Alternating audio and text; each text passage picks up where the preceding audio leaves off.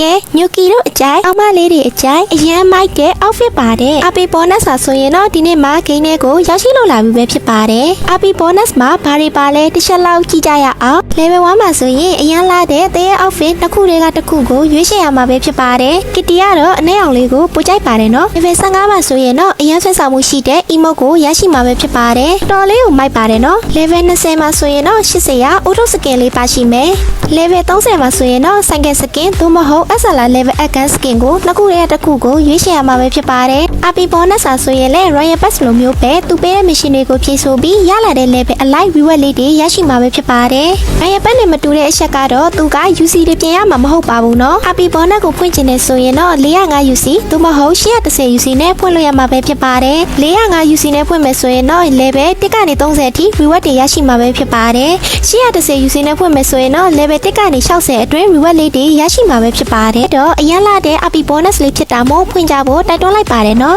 ကျမကတော့ Kitty ပဲဖြစ်ပါတယ် Kitty ကို follow ပေးကြဖို့မမေ့နဲ့အောင်เนาะ